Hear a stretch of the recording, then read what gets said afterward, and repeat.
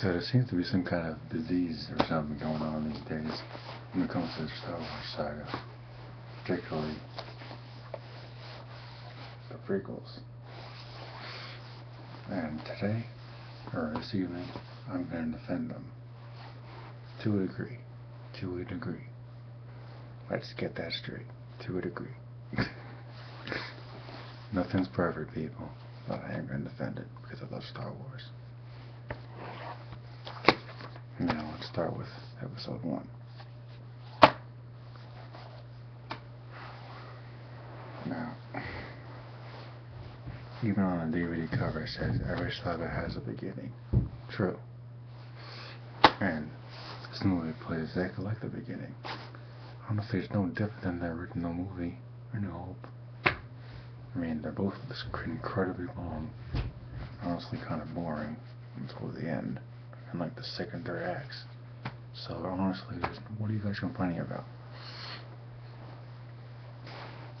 I found in podcast videos some bunch of idiots talking about basically nitpicking every little damn thing without like thinking it through, or because they sound like a bunch of morons.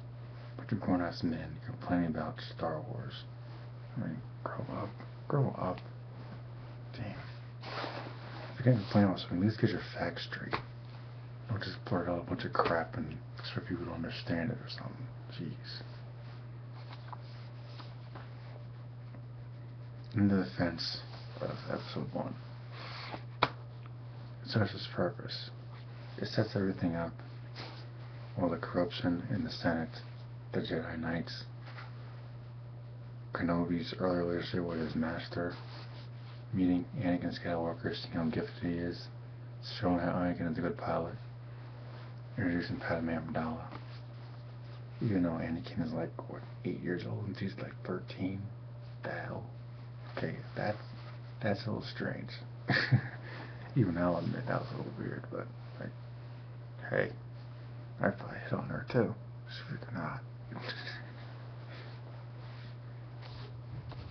I'm gonna do my best not to mention Jar Jar Binks. Not too late. That Jar Jar isn't that bad, people. He really isn't. I mean, if you look at it from the point of like, I guess you gotta have some kind of comedy in there, right? I mean, if there's no comedy, just a straight, serious movie. Like, what I like about the prequels is that they show the backstory of Vader. The whole thing is Vader's story. I'm sure you all know that by now, right? It's Vader's story with a whole bunch of relationships intertwined and whatnot, you know. Because without the backstory, just a mindless robot dude in a black suit, and who don't want to see that? That's how I saw when I was a kid, also with a big ass robot dude. I'm like, oh wow. With like no emotions or whatever. It's like, yeah. I was more interested in seeing how I became, you know, that big scary dude. And honestly, it gives them more layers, you know? So you can actually care about them.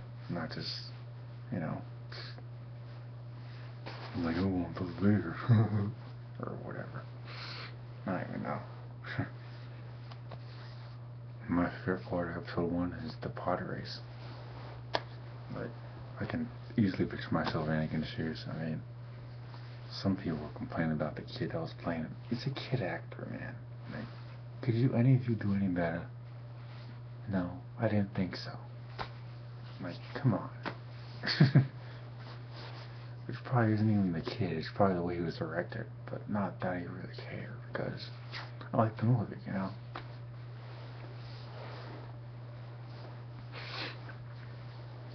Some people complain about, what is it, Darth Maul or whatever, saying that he was killed off too soon. Well, what the hell did he do? Like Kenobi and Qui-Gon did nothing, so what else was there for him to do? Stand there in silence, like, you know, like, he said like 2 lines in the whole movie. You guys complaining that he died. Oh wow, big deal. Although when we get to Episode 2, it's like 80-year-old Dooku beating the crap out of Kenobi and Skywalker. That was kind of pathetic, but yeah. I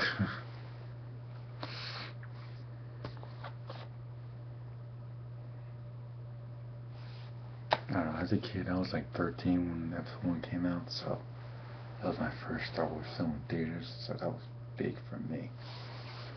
So, no matter what way you look at it, these movies are always going to have a special place in my heart, in my past, in my childhood. So you can nitpick them all you want. It's not going to change my opinion of them. And at the end of the day, my opinion is the only one that matters to me.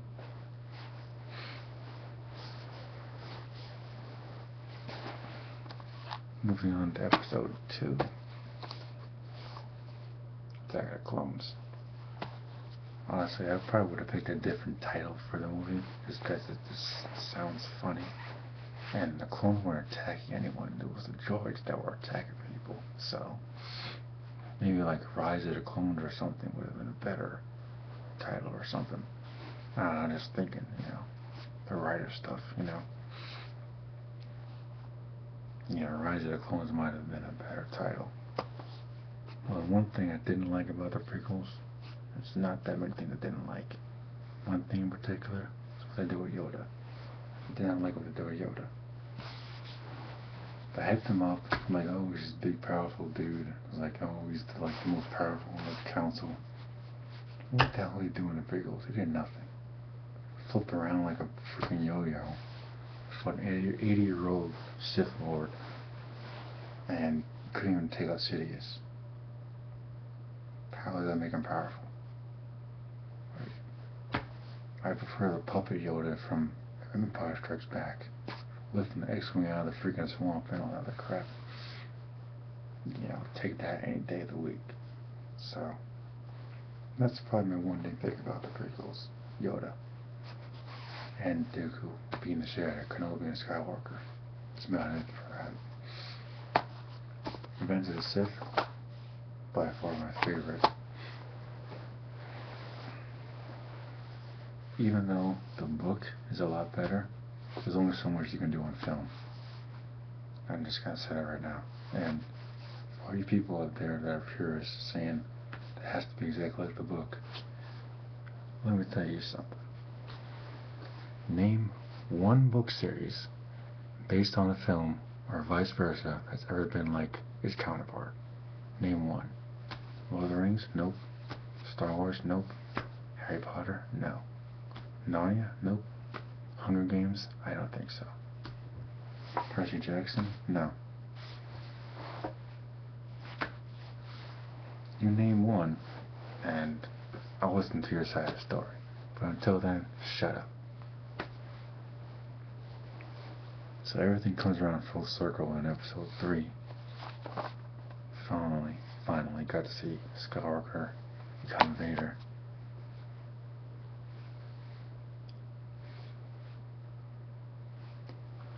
Which is what everyone was looking forward to from the beginning.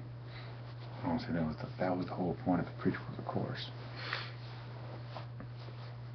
One of my favorite scenes is that march in the Jedi Temple. When I play Force Unleashed now these days, is the Anakin Skywalker costume. And I gotta say, it's quite an improvement. It looks pretty cool. He even appears in all the cutscenes too, which is awesome. That's how powerful Anakin should have been, man. As powerful as freaking Starkiller is in the games, that's how powerful Anakin should have been. I'm talking about this kid being the freaking chosen one or whatever. He gets two lightsabers in episode 2. Lost one. Lost the other one. Gets his freaking arm chopped off. And lands it to his freaking master. Kenobi was on the freaking council, can't take on an 8-year-old dude. Twice his freaking age. No, man. That was the worst lightsaber fight I've ever seen in my life. Fortunately, the story got a little better in episode 3, but, there's some things that would have changed, personally. But that's just me. Fortunately, the further we get into the prequels, the less Jar Jar Binks we see. And that's always a good thing. Although, he's not that bad.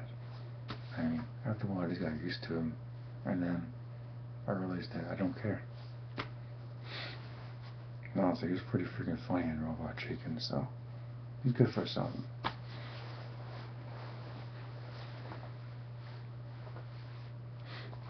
But yeah, that's my little defense of the prequels.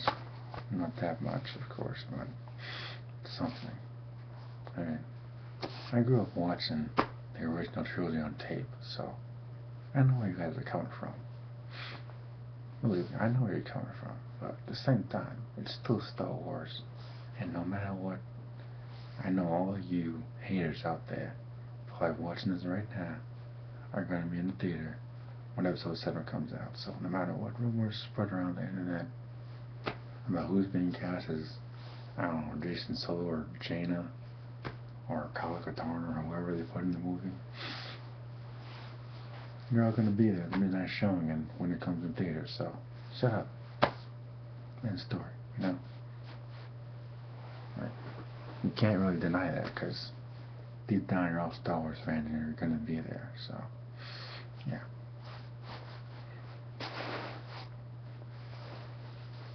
Well, grown ass men complaining and just acting like a bunch of little kids. I swear. And going into the original trilogy for a little bit, at least the Gungans are warriors. I mean, no one complains about the freaking Ewoks, a bunch of freaking teddy bears being the crap out of stormtroopers. No one bats an eyelash at that, but we'll go all out on hate on the Gungans. You know, they sound a little funny. At least they're freaking warriors, you know?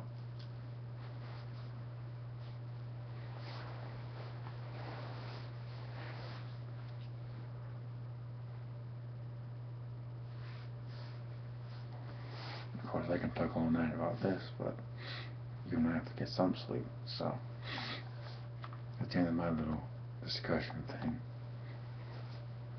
If you want to leave a comment, feel free. Just know that I will be checking them, so if you leave anything stupid, know that I will block your ass and then I will delete it. So, on that note, good night.